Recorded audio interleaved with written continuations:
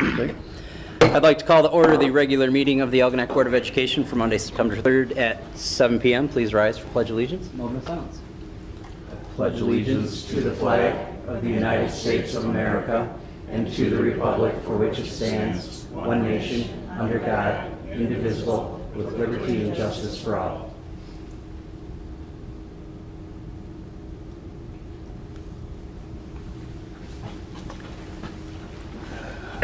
Roll call, please. Charles Busuttil. Here. Heidi Campbell. Here. Ray Bribeloff. Here. Janice Pascal. Here. Sharon Stiltner here. Phil Clark. Here. Heather Arneal Roberts. Here. Mr. President, we have a quorum. All right. Recognitions and presentations. Well, tonight, starting out kind of, and if you can remember back several years when we started the Leader Me program with this board and the members that were part of that board, we had talked about the support that the board was going to have to give, financially and some of those types of things. But more importantly for us, it was the support that we were giving to the schools. To start out with, this is the buy-in has to come from the staff, and we know this to be true. Just like any initiative you take, if you don't get the staff to buy in, the program's not going to go anywhere. So that was the first step. Second step was to get the staff to get the kids to buy in, which was step two. And really, after 5 years, the culmination of this whole thing is to become, the ultimate goal is to become known as a lighthouse school. And so last year, there's quite a process to that, and they'll explain a little bit about it. But Brooke and Melissa, not only their entire staff, but also some key members that they asked to do extra. And when I mean extra, it's a lot of time, a lot of your free time, and a commitment that obviously benefits the entire school and benefits the students that go there, but at the same point, takes a lot of their time. So tonight, it was back in May or June, was it June that we got notification? In June we got notification that we were in Lighthouse Schools, Millside and Algonquin. So summer months, kind of everybody coming and going, but now that we're all back in school, I thought it's a great time to recognize some of the key members of that, and I'll turn it over to Brooke and Melissa to get a little bit more information. So at Millside, the members of the Lighthouse team were Dana Tadino, Tiffany Dawson, Lori Grove, and Trisha Wimmer. And at Algonquin, we had Donna Jernand, Renee Wilson, and Janelle DeSmither. And really, it's an initiative that Melissa and I are not supposed to be in charge of. This was totally staff-led, and eventually, the staff was able to turn things over to the students. And it was an enormous amount of work. We were handed a rubric the first year, and our jobs were to document everything that happened, like our whole journey and process. And in May, when the reviewers came to visit us, they were strangers to us, but part of the Leader in Me staff, and they came in without knowing anything. We had to spend a day, they were cold interviewing students at both buildings, staff members, parents. Al had to stop by, and then they compile all of our evidence, and they turn it over to actually Sean Covey. He's the president of Franklin Covey Education with Leader in Me, and then their board decides finally, and then we get the message. So it was an enormous amount of work. If you just thumb through the evidence binders, you can tell like how much went into this over the 4 years. And it was a really nice time for us all to reflect and look back to see what progress we actually did make, because you kind of don't notice that in the day-to-day happenings. Do you have anything to add? Yeah, and more so than just the students, it was a huge change for our staff. At Millside, I know when we think of kindergarten first graders, we're like, how are we going to give them some of these leadership roles? They're just babies. And I think the staff had to change their own mindset and go, oh my goodness, I can't believe what they can do. Dana's smiling at me because she goes, I let go, and they did it. So it wasn't just a journey for the students to see themselves differently, but the staff have really grown as well. And Millside does such a great job of instilling the habits, and when the second graders come to Algonquin, they truly know what the habits are, they can use the language, and they're able to recognize when another student is actually following the habits. They can name it, which is great for us because once they get to Algonquin, then we're able to kind of start doing some project-based stuff and applying the habits to their everyday life. And right at the end of the school year, I had a new student come, and their parents came up to me at the music concert, and they were blown away by, like, I just can't believe this. My daughter started here in January, and it's so much different from her old school. She thinks this is great, and everything that was so great was Leader and me, but the mom didn't even really understand or know that yet. So we just want to thank you guys and recognize you for all your extra and hard work. We know it was a ton above and beyond what you were holding down in the classroom. Thank you very much. Ladies. Yeah.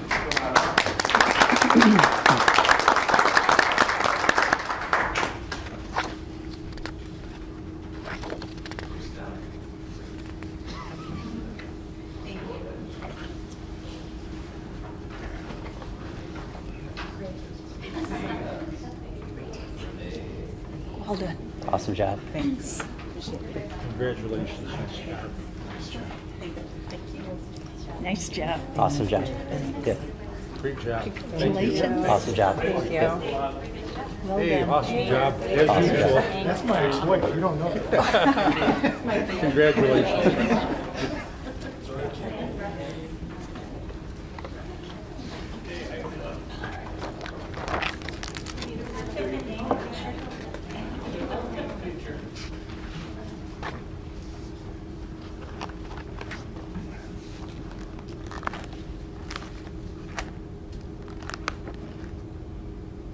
Thank you.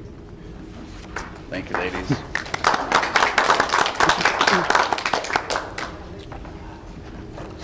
Tonight's also the night that we present our perfect attendance awards to our board members that were here for every meeting, including all the special meetings as well. I know we always make a joke that people come here and do it for the great pay, but we certainly know that's not the case.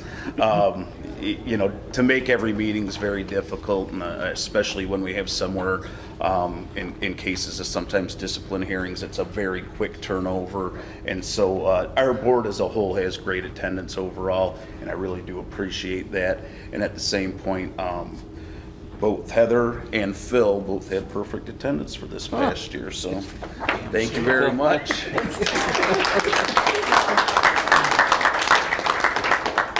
Don't get a buy for a stroke. That's a rough one. That's a rough one. I know, it's a rough one. I'm not going to be here next time. No. I was called in, but there was too many beeping machines. Well, it's funny because when we do the perfect attendance award at the beginning of the year for teachers and custodians, inevitably the day that you call them up there, they somehow are out doing something else. So earlier this week, I sent you and what it came down to was a 3-year history of our test scores, and I only do that for the couple reasons.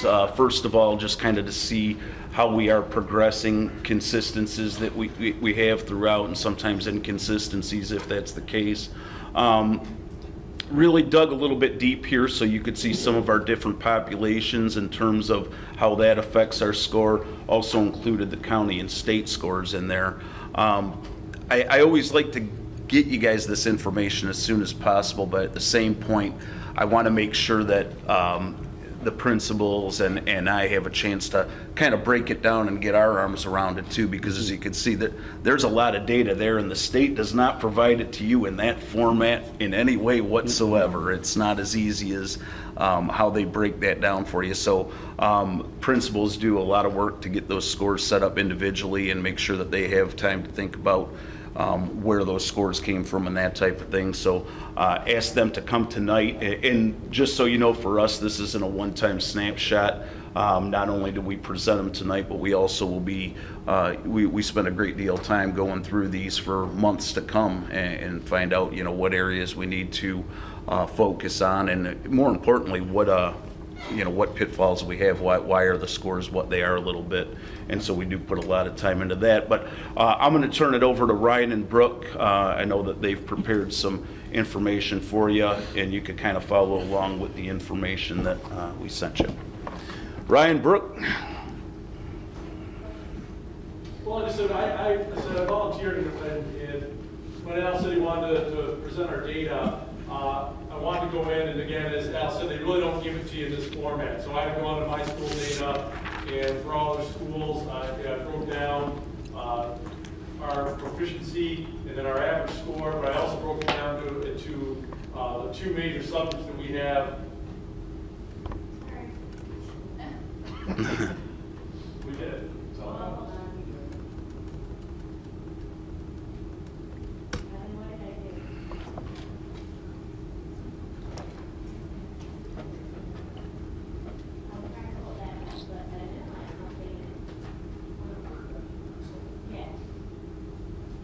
There's data in the cell. You have to flash drive. You have to just put it back on. I was took it off and then re-enter.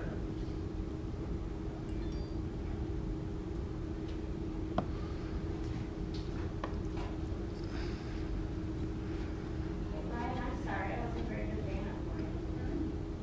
There we go. So yeah, I pulled all the data, and then so on our data, the one subgroup that would not show on my school data was pretty much across the board our Algonac special education when it came in terms of if they were proficient or not proficient. That was not on my school data. It was not available to us. But all the other subgroups were.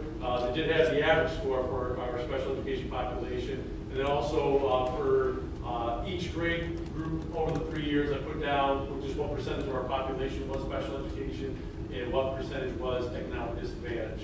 So if you look through, what you'll find is there are not any really specific trends. Again, I was looking focusing mostly on the secondary. You can see over the years, some groups went up, some groups went down, and I'll talk about that a little bit. As some of those cohorts, they moved. There's certain groups that are just traditionally not good test takers, and then we've seen that coming. For instance, last year when I talked about our SAT group, the juniors last year, they have kind of scored lower in comparison to other groups historically. And that's kind of what it showed last night. But there were even positives with that group, which I'll explain. But with that, I'll turn it over to Brooke, so you can kind of talk to about the elementary. Sure. So at the elementary, I mean, we certainly use this data, and what it's really great for us is to see how we're comparing to the county average and the state average. And obviously our goal is to always be above the county and state average. But the students only taking this one time a year, it really doesn't give us a great idea of how to instruct them on a daily basis. So at Millside and Algonquin, we definitely look at this to help us in trends and how we're comparing. But for daily instruction, we always turn to the NWEA, the DRA2 testing, and progress monitoring. When we went over this, in each of the areas, in each of the areas, like I always like to look up here at, that's our overall average score, and then I drop right down to make sure that we're above this county and state average still. And when I looked at that in all the subgroups, or in all the years across, I did notice that we're always ahead of that. And also when Ryan broke it down for us with the special ed population and the economically disadvantaged, that just kind of shows us like what percentage. And when we look at my school data too, the special education students, we kind of get, I don't want to say hit twice with them, but we, if they aren't able to pass the M-STEP, they count in the overall score, and they're counting for us in the special education score. And I think we said we talked about that last year a little bit with the school index. That when we were comparing the schools that they said were similar to us, you would see that there were schools that we actually did better for our scores overall, but they were listed higher in the school index because you have to have a population of 30 students in a subgroup for it to count. Well, they didn't have a special ed subgroup, so they got a higher index score because they didn't have that subgroup. So you were getting, again, as Brooke said, double dipping. Yeah. So as we go down, the thing always notice is, especially in math, in reading, we're always hovering, like, okay, if you're in 4th grade, 1400 is the score to pass. In 5th grade, it's 1500, so that's how that all correlates. So we're always hovering right around exactly where we need to be. But in math, I always notice as the kids are getting older, we're getting further away in the overall average score. We're addressing that with Laura Chambliss from RISA right now, and she's working with several of the classrooms on a math workshop model so students can work more instead of the teacher talking and teaching more. She's also has us set up with a fact fluency time every single day, every single classroom, every single kid will be doing 10 minutes of fact fluency. We're thinking that that's part of it as they get into the more complicated math concepts, and if they cannot recall their facts efficiently, then a long division problem, which they hit in 5th grade, takes a lot longer if they're unable to recall. So that's how we're addressing the math as they move on. And just a couple takeaways too before they kind of go on there. Some things that I noticed that, having broke these scores down for several years, and that was kind of my, part of my role as assistant superintendent as well. One of the things I did notice is the significant closing of the gap between the state and county average. Years ago, the county average was significantly higher than the state average. 10%, sometimes higher, 15%. And now in some cases, as you look to this, the state average is higher than the county average. Couple things working, possibly the county dynamic changing a little bit. And also, again, it's a different test than the MEP test was as well. But just interesting to take away on that because, like I said, that wasn't always the case. At one point, the county scored quite a bit ahead of the state average. And then the other thing is, one of the ones I think I pointed out to you in my correspondence when I sent along some of the special education things. When you look at some of our grades, like when I look at the 7th and 8th grade, 8th grade, for instance, 21.1% of that population special ed. That means 1/5 of our kids in those grades. In the 7th and 8th grade that was 2 grades right there back to back where our numbers are extremely high. You look at the rest of them down at the elementary level, they're in the 14% range, 12, 13%, and that's pretty close to what the county and state average looks like. But those grades, that 7th and 8th grade, and that's where our numbers are kind of happen to be the lowest. That was a big population there. So. Yeah, as Al said, our 7th grade group here, we see right now that is a group there that we identified that there's some issues there. But as Brooke said, we've got things in place right now. As we look at math again is overall. When we looked at our scores from these past 3 years plus our school index. The math is where we're ranked lower. We looked at our school index when we were comparing us to other schools. We actually did very well with reading across the board compared to those schools. And I think a lot of that has been, the reading's been hit on in elementary quite a bit in our schools. That's been a real big focus. But we're kind of shifting back to math. As Brooke said, Laura Chambliss is going to be helping us as well. This Friday starting, we're going to be meeting the math department with some of her, actually, the upper elementary teachers, as well as ours, to look at the data, look at the benchmarks, look at the tests, look at our data to see, make sure everything's aligned, and if there's holes in that gap, to see where those holes are to have those conversations. Because that's one of the things that we've been lacking for a few years is that vertical talk with those teachers. I think especially in the math, it's very important to have a conversation to say, okay, we're looking at this data, there's something missing here. Our kids are coming up and they're missing this benchmark. Where should this be addressed? And I think, as an educator, I believe that should be happening at least once per semester with those teachers, to look at that to see where that stuff is. Another thing that I think will make a big difference for us is shifting to co-teaching this year. Again, most of all of our learning disabled classes now, the students are included in regular classrooms. And now that they're in those classrooms with the math and the ELA, they have a regular education teacher in there as well as a special education teacher in there. For the first few weeks of talking to my teachers, they've really enjoyed the structure. It's made things, they feel that they're getting better instruction to the students.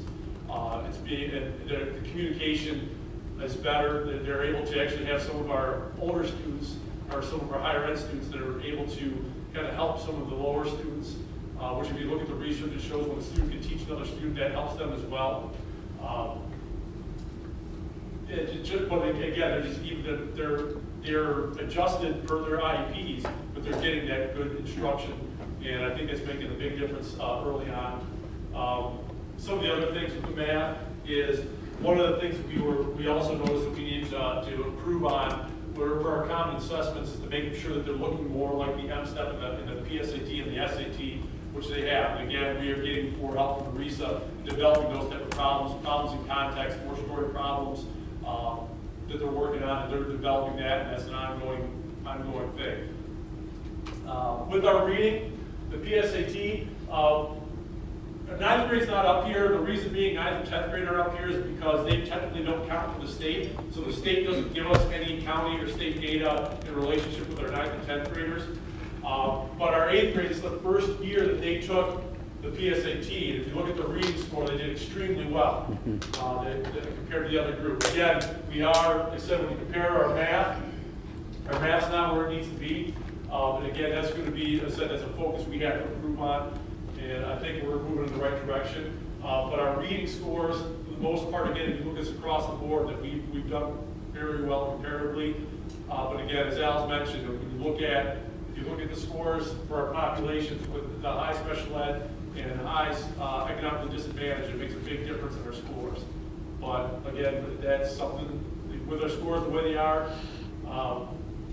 you're always looking to improve. Even if we're above the average, we're still looking at ways that we can adjust and make improvements to our scores.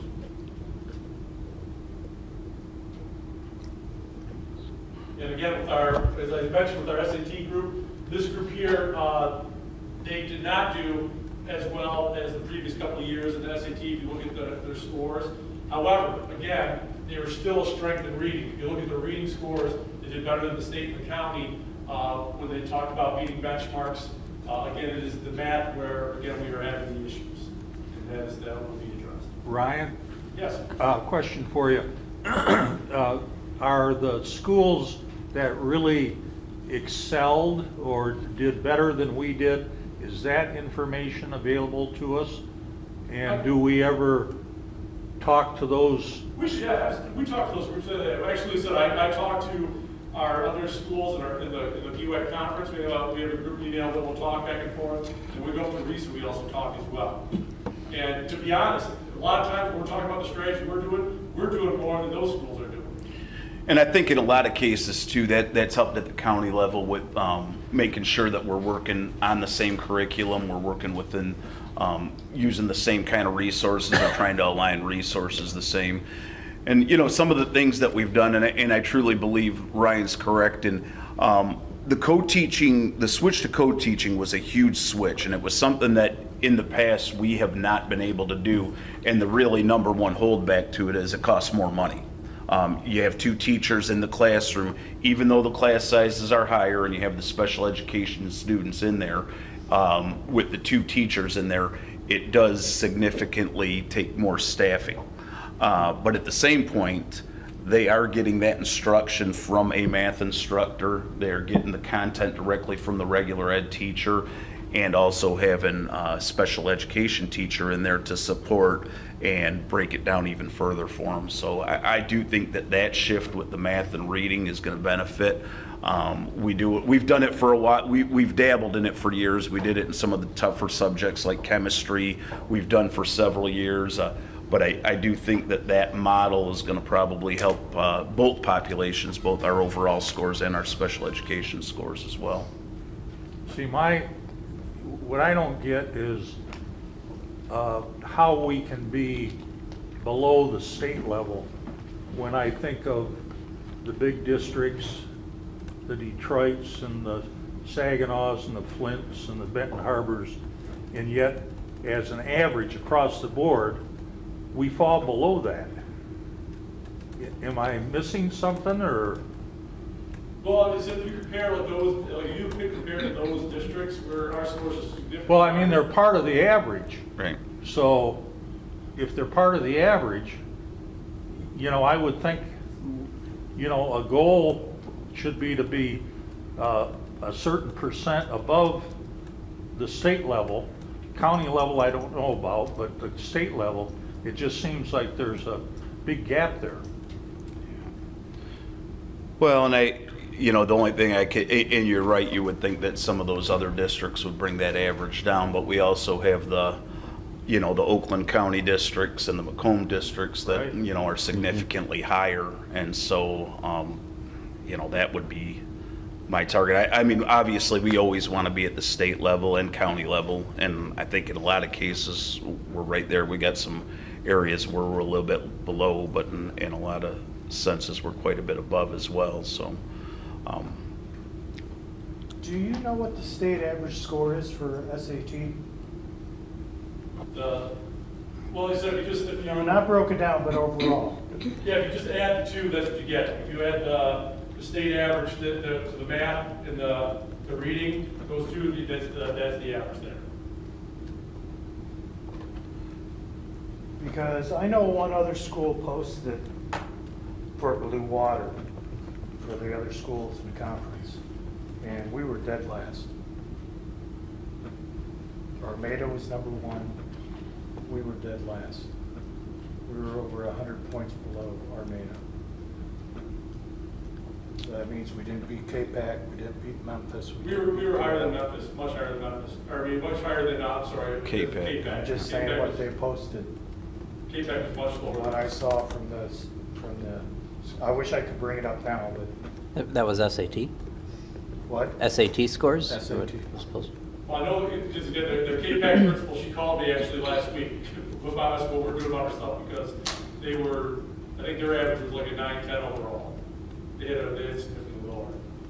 I think they had, wish I could bring it up. There was one school that was like 7 points above us. We were at 941 and they were at 947. That could have been K-Pac. But, I mean, that's still 100 points below what our mate is doing, and I can't believe we can't beat the other schools in the Blue Water. We gotta do something about those scores. And this NWEA was supposed to be able to tell us everything, what we're doing right, what we're doing wrong. So what are we doing wrong? We should not be last.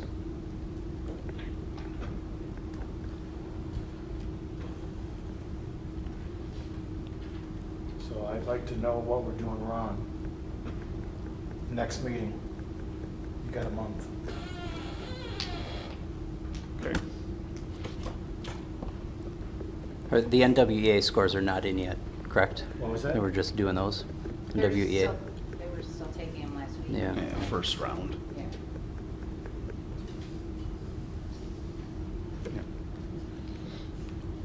And I think what would be helpful, like from my perspective as I digest this and have had conversations with board members, is this is really helpful to walk through this stuff. I think maybe where we get anxiety is just seeing and feeling the roadmap of these are the things we're focusing on. I mean, I agree, we do see a lot of positive improvement from the reading investment and the math, what we're doing, but if we could distill that down to some quantifiable, metrics or just keep our pulse where we talk about it with some regularity to see that we're focusing in the right areas and see move it in the right direction, I think is, would be helpful for me anyways.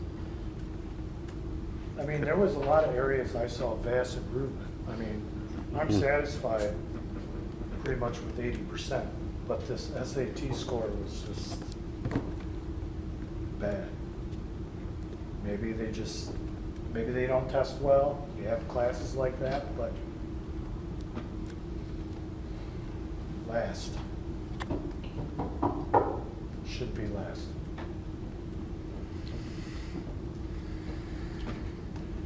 And this test supposed to tell us everything. Yeah, but you gotta look at it a different way, Ray. You gotta look at it, like, I can look at what my kids do in school, and then I can see what their scores are on those tests, and it's not even that comparative. It's one day. I understand that, But the SATs, And the SAT is, they weren't taking that before. Well, it's a college readiness Right, test. and Okay, not every every, school's in the but same not every position. student is gonna go every to college, school's in the same right? position. I get that, Every school's in the same position, every student's in the same but you position. have to look at it the different way. So why are their students doing better than we? But see, I didn't see the scores, that nobody showed me any kind of BUX score. And that's different, because you're looking at just the athletic conference. Well, I'm looking at, they broke it down that way. And when they posted But to where, me. who did? What? Where did you see it? Armator. Because they finished first. So Armada shared that, They shared it. and were they the scores here, or were they the scores from the year before? They were this year's scores. Well, if you get it sent. You know, it might help the board if we just didn't visit this once a year. And then you're hit with the numbers. If there's a way where we can periodically get informed on the progress. That's kind of where I was Yeah, going. and I mean, what we could do with you is we could share the mid-year NWA scores with you. That's not a problem. But in terms of this, this is what you get. I It is mean, one snapshot. there's not, any halfway point test. NWA, we do it now, we do it midway, we do it at the end. You can see the And that kind of works progress. differently too, because like the questions go with how they answer, like the NWA, how I understand it is they answer this question and then that's how they choose the next question if they got Yeah. it right or wrong. It's Mhm. computer adaptive. So Yeah. it's a lot different type of test. Yeah. It gives you more of an information about where they're struggling, like even in math, it breaks it down into like, is it algebra, is it whatever. So when you look at an NWA score, it's gonna break it down. Yep. And Exactly. that's where we're focusing for student growth measurements Right, and things, and right? That we'll Between we'll see that and playing this. out, right?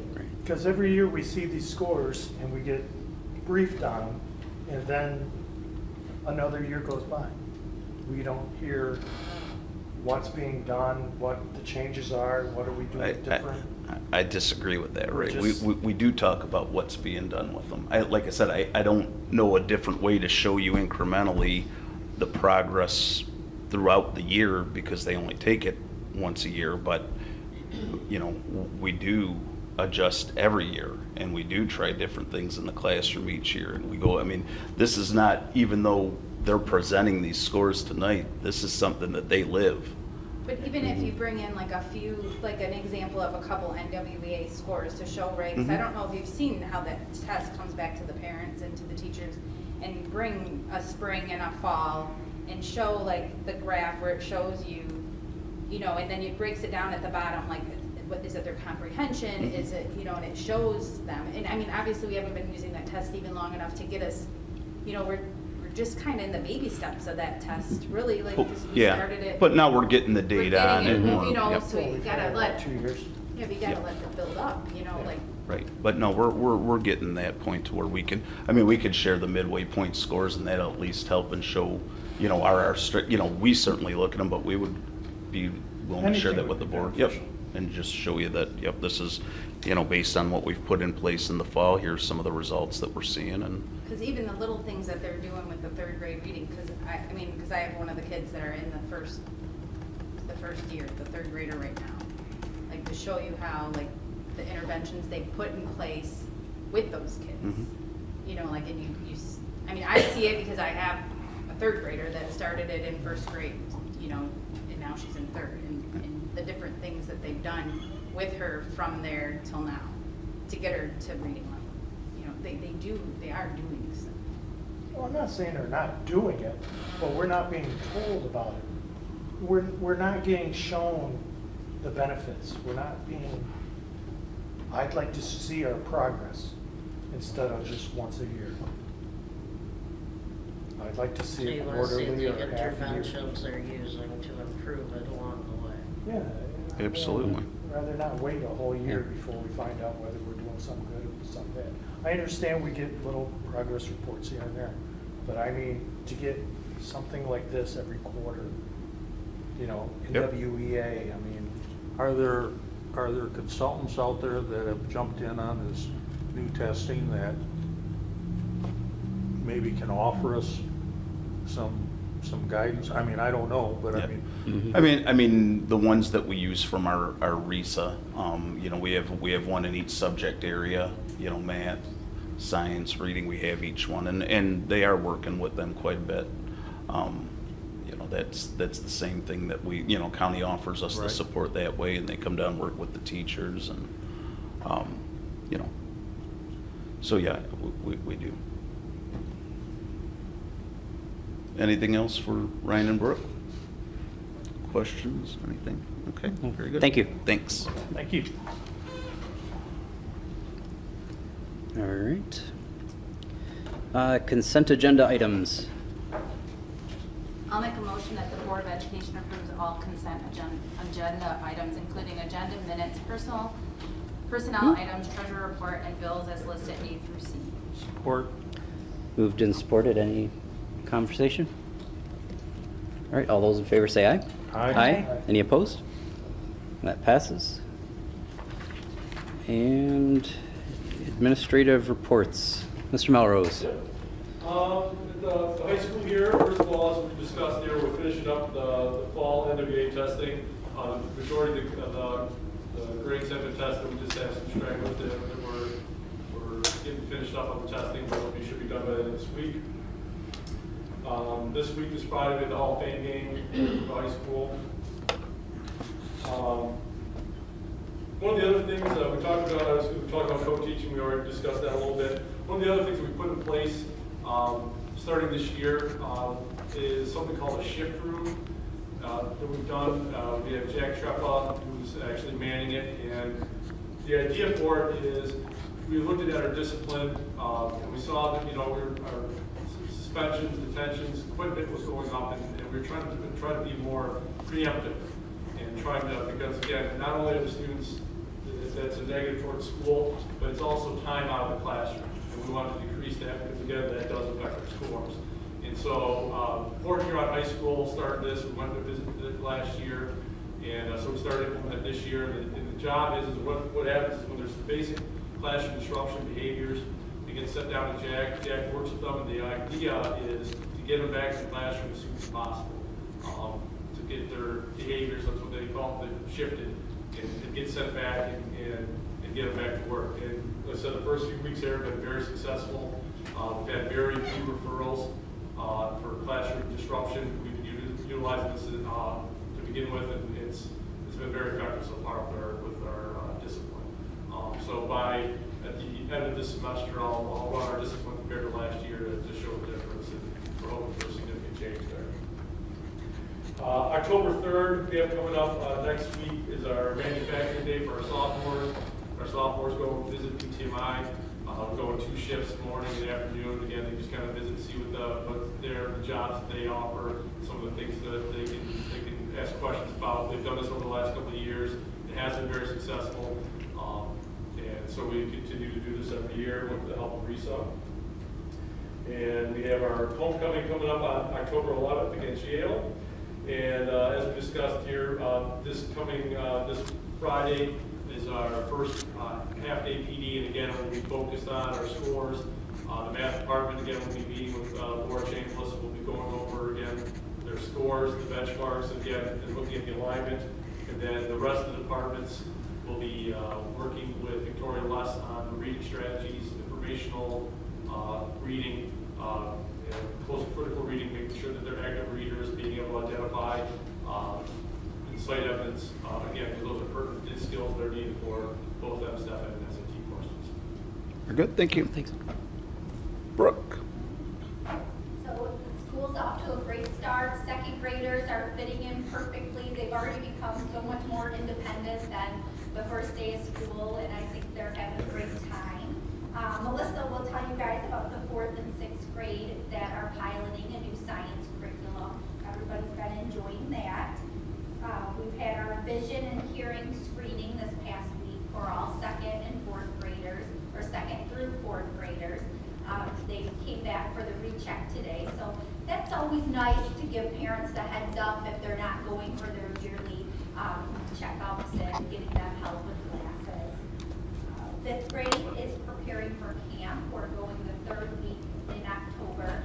Pizza kits are going to be delivered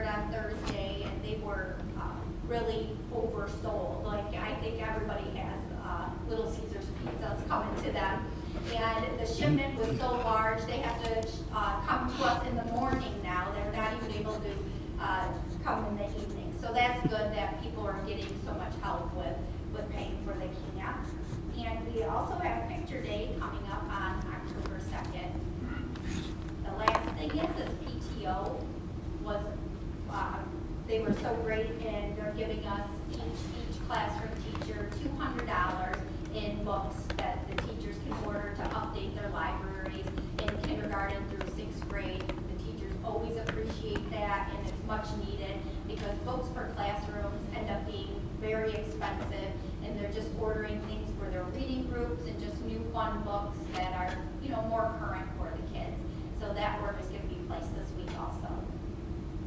Thanks, Melissa. Hillside's been a busy start this year, but they're starting to settle in. We're finishing up our NWEA testing at Hillside. If you ever want to see something fun, come on over and watch us as kindergartners in the second season of school. They're always entertaining. Our PD this Friday, we're going to be printing out our scores, taking a look at hopefully getting some intervention groups going. We also have a Loading Next Week program for K-6 that we looked into that'll help with our interventions in more than just the basic reading and math. So I'm looking forward to see how that will go for us. We have 3 RESA staff in Millside right now coming down to help us. We have a large population of autistic students, and through that process we sure are learning and growing, and kids amaze me every day with what they can do and how resilient we are. To have a legally blind child, and you have to see those kindergartners play with him on the play state. I mean, my heart's going to fall into my stomach because I'm worried about him coming off, and they're like, come on, Sammy. And he just, it's amazing. They are amazing. We also have Science Alive coming tomorrow, which the PTO is paying for, so kids are going to be really excited to see some animals in there. School years, we're still teaching lots of behavior right now and getting up and going with all of our groupings, so it's exciting at Millside. On the curriculum front, the social studies standards for the state were finally adopted. They tell us it's going to be a 5-year rollout. This has been coming for a long time, so we'll start looking at that. Science pilots are going on in 4th, 6th, 7th, and 8th. The reason being is because when they adopted next generation science standards, the company started making curriculum in middle school and upper L. So there really isn't anything made in K2 yet. They're still working on it, and high school as well. So it's strange they started in the middle, but they did.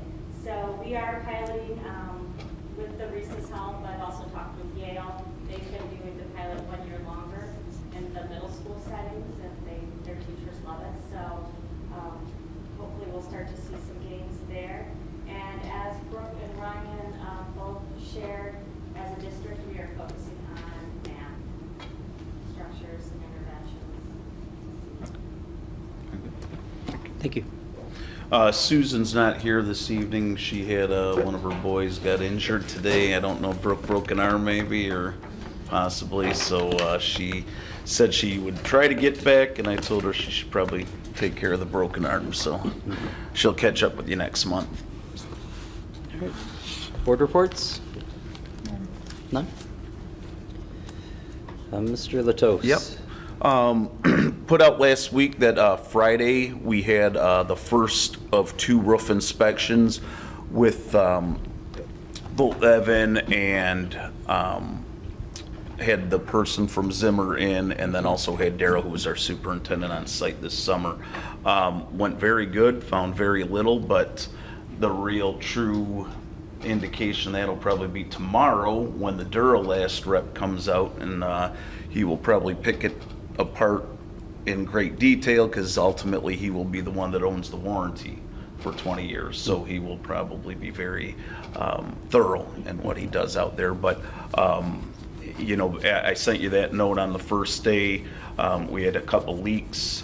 We had the second day we're down to 1 leak, and actually we found out that wasn't even necessarily a roof leak. It was more of one of our units with condensation coming down. So I think we're in real good shape. We'll certainly find out if there's anything more tomorrow when the Duralast guy comes out. Apparently it's an all-day kind of thing where he's up there for quite some time. So things are looking up that way, and then that'll be the end of the project. And Al, where we did have leaks that had emerged, that was more of seams that needed to get shored up in the normal process? Yeah, exactly. In one case, a drain, and the rest of them seams. But yeah, and the nice part about that, if there is a nice part about ever having your roof leak, they were able to find and identify those areas, which isn't always an easy thing, and particularly when you get up there in the winter and you're trying to go through ice and identify where it starts and where it rolls down to.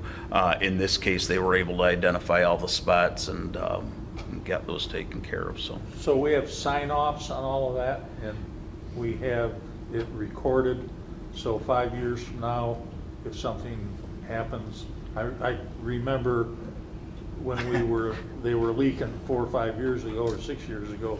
We didn't seem to have that.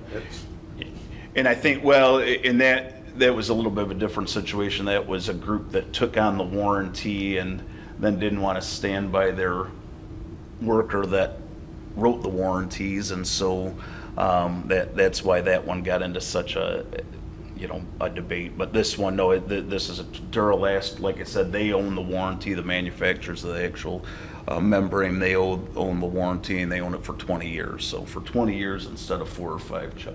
So they own the warranty for the membrane, but the installation, now they're gonna.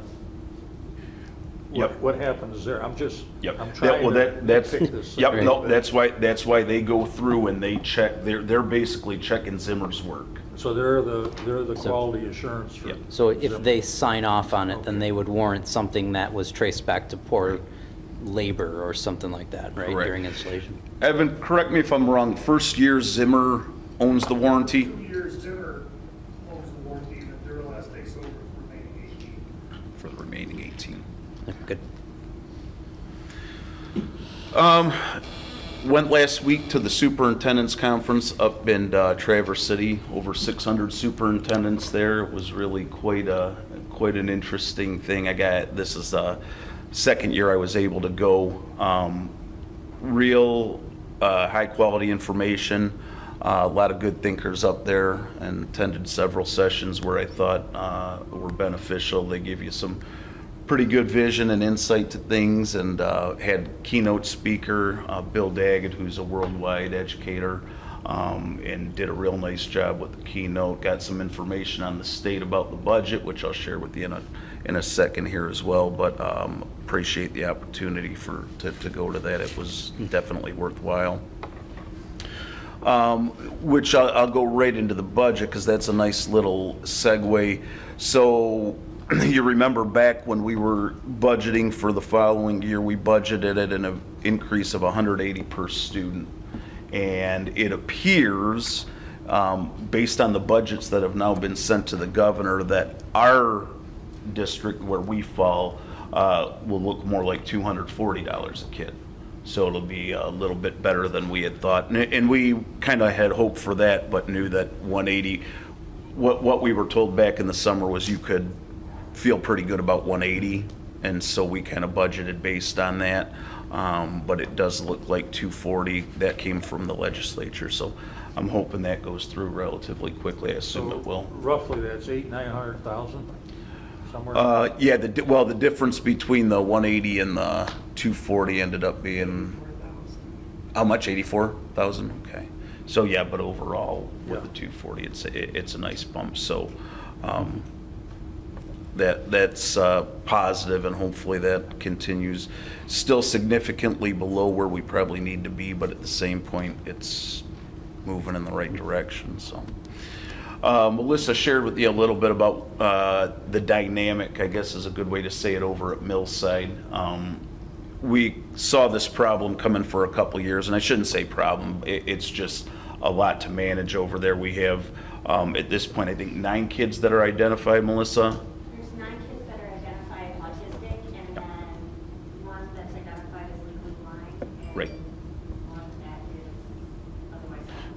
So we basically have 11 students that we would consider extremely high needs, and we have them spread out over 2 grade levels. So the RESA, and this again, There's kindergarten.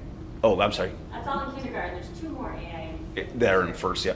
And we have, I give the RESA a whole bunch of credit in terms of what they have done for us. Last year when we had discussions about how we were gonna handle this group when they moved to K, RESA said, we will support, we will support. Well, at this point, they have had 3 employees there nearly every single day. And you're talking about some, not just bodies, you're talking about people that have great background in this and great knowledge. They've been working to train our staff.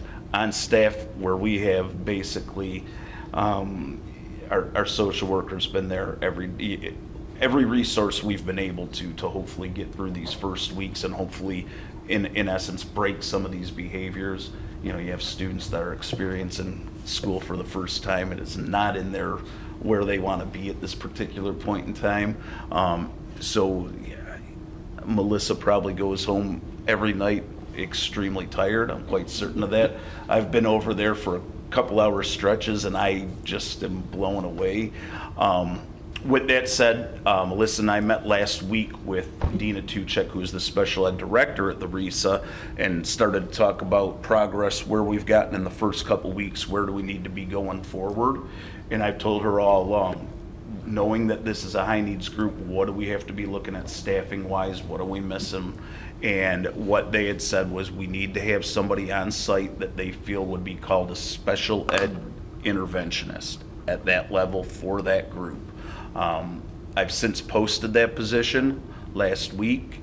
Got a couple people who have sent in some information, candidates asking about the job. Obviously, we want to make sure they know exactly what they're getting. If you ever are bored one day, go visit Melissa during the day. You guys would. You guys would. It is. There's like huge successes too. So I mean, There has been. I'm really excited. But it's interesting. It's quite a dynamic right now, but it is getting better, and thankfully we have a wonderful case staff and a wonderful ancillary staff over there. They've accepted, they haven't seen students like this in their classroom, but yet they've accepted the role. They're listening to the RESA consultants. Every strategy they've wanted to put in place, they have. So I do believe it's going in the right direction. I don't know when it gets normal, so to speak, there, but they're doing the right things. So like I said, just want to let you know we did post for this position, something that we haven't had before, but I think based on that group, something that's necessary and hopefully will be helpful. Don't forget tomorrow, Neola, 6 o'clock, right here in the library. Wayne will be down. I saw Wayne up at the conference. He seems to be doing well. And then just 2 other real quick ones for you. We will be working this month, so before we see you next month, with the getting a bid put together for the boiler over at Algonquin. Remember, that's on this year's project in terms of our way to aid the heating cooling over there. We'll be working with IDI, the engineers, to do that, but it's a project that by the time you get it out for bid, even though this is not going to be till later in the school year, the whole process of the bid and going out is probably 3 months. So we're working on that now, and then I'll probably bring it as an information item, and I think then November we'll probably be putting it out to bid. So. And then the last one, just so you know, every Monday I have Jana print me out a attendance report for our teachers in terms of last year's and this year's, just to kind of get a gauge on how that is. So 3 weeks in, and again, early to judge. It's not a strong sample size, but we are down significantly in terms of teacher absence. So I don't know if that's the incentive has, put it in the mind of some of them that, maybe this is something that I can hit by the end of the year, but or maybe we're just getting lucky and people haven't got the flu yet. I don't know, but we'll find out. I will continue to track that throughout the year. Plan on putting something out to the staff too, to just kind of say, hey, we've made some strides and it appears to be moving in the right direction. So that's it. Cool. All right. Thank you. Thanks. Visitors and requests? None? All right, action items. Policy 2410, prohibition of referral of or assistance. Let me beforehand start to probably give you a little bit of background. I know I sent this to you, but I do want to let you know. I had talked to Wayne after he had met with us the last time. They came back to us and we got a memo from the state that said that this policy needs to be adopted by October 1st. This policy or something that is very close to it. Troon sent out, our law group sent out something, and it's exactly the same policy that Neola has in place. Pretty boilerplate. Everyone in the state will have one that looks similar. Why they picked October 1st as the date, I really am not 100% certain, but that's when they have to be taken in. So Wayne's suggestion was we both discuss and adopt it today, so we're in compliance with the October 1st date, and then that'll be in one of our policies to come. Phil had asked a good question, because in that policy they refer to a couple different policy sections. All those policies will be within Neola, and they'll all be adopted in the months to come. Yep. So no need to rush on those? No need to rush on those. Good. No. That's it. Okay, all right, thanks. I will suggest a motion that the Board of Education approves the adoption of Board Policy 2410, prohibition of referral or assistance. Support. Moved and supported. Any other discussion, questions? All right, all those in favor say aye. Aye. Any opposed? That passes. And with that, I would like to make a motion to adjourn. Support. Moved and supported. All those in favor say aye. Aye. Any opposed? All right, that passes as well. Have a great night.